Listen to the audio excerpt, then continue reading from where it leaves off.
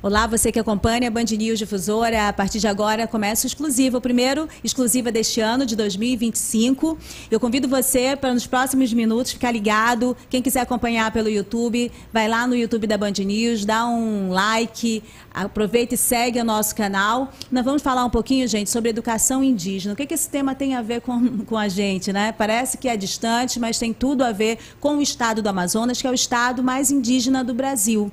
Ele tem tudo a ver com uma série de outras questões, inclusive de problemas sociais, que volta e meia a gente se defronta, a gente se estarrece, né? A gente fica assustado com o que está acontecendo e a gente não compreende como as coisas chegaram naquele ponto e algumas vezes tem a ver com acesso ou não à educação. No nosso estado, isso é muito importante, isso tem sofrido problemas graves. Vocês devem estar acompanhando o que está acontecendo no estado do Pará, uma ocupação da Secretaria de Educação do estado do Pará, em função da luta por direitos indígenas. Aqui comigo, no estúdio da Band News hoje, a gente vai ouvir nos próximos minutos um dos principais intelectuais do estado do Amazonas em relação à questão indígena, em relação à educação no estado brasileiro, que é o professor Gessen Baniwa. Ele foi professor da FACED, da Faculdade de Educação da Universidade Federal do Amazonas, e hoje também é professor da pós-graduação da Universidade de Brasília, além de fazer parte de vários coletivos que estão em luta por direitos dos povos indígenas de todo o Brasil por acesso à educação. Professor, seja bem-vindo aqui à Band News Difusora, ao estúdio. Obrigada por estar conosco aqui. Eu já vou introduzir a minha primeira pergunta.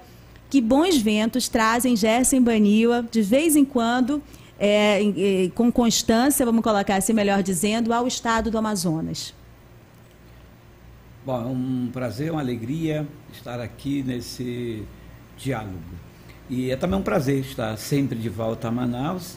É importante já registrar que, embora agora trabalhando, atuando mais a partir de Brasília, mas eu continuo muito ligado, envolvido com as lutas dos povos indígenas aqui no Amazonas, sobretudo no campo da educação escolar indígena. Então, todas as atividades coletivas do Fórum de Educação e Saúde Indígena do Amazonas, eu sempre faço questão de estar presente, porque é uma luta que a gente faz coletivamente já há um bom tempo, e eu sou dessa geração que, de certa maneira, iniciou esse novo modelo, essa nova experiência de luta coletiva pelos direitos indígenas aqui no Brasil, particularmente aqui no estado do Amazonas. É uma vida de formação, né? Porque o senhor ocupa espaços importantes que determinam resultados em sala de aula, né? Na formação de outros indígenas, na formação de não indígenas também, mas é uma permanência na própria luta da base. Por isso, a constância no estado do Amazonas. A gente precisa avançar, o quanto a gente ainda precisa avançar para ter uma educação indígena digna no estado do Amazonas, professor? Eu, assim, sempre resumo a minha experiência de vida em 3 dimensões. A primeira dimensão, claro, como Baniwa, como indígena, essa luta pela existência dos povos indígenas. É importante dizer que no Brasil, principalmente, a luta dos povos indígenas pelos seus direitos é ainda uma luta pela sobrevivência, pela resistência. Ou seja, são povos sobreviventes de um processo trágico de colonização que continuam lutando muito para existirem, porque essa existência não está garantida. Daí os direitos são muito importantes, como, por exemplo, o direito à terra, direito à educação, direito à saúde, para garantir essa continuidade cultural, essa continuidade existencial. Há outra dimensão que eu sempre atuei na gestão de políticas públicas voltadas para os povos indígenas, né? Eu fui secretário municipal de educação de São Gabriel da Cachoeira. Que ano, professor? Em 1996.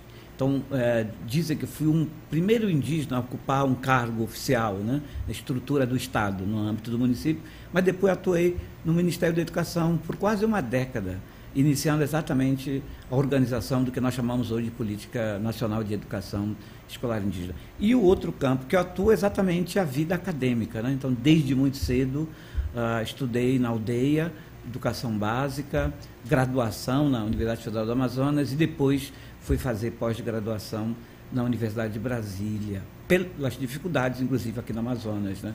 As universidades, naquela época, estamos falando de 15, 20 anos atrás, não havia programas interessantes no âmbito da pós-graduação para nós indígenas.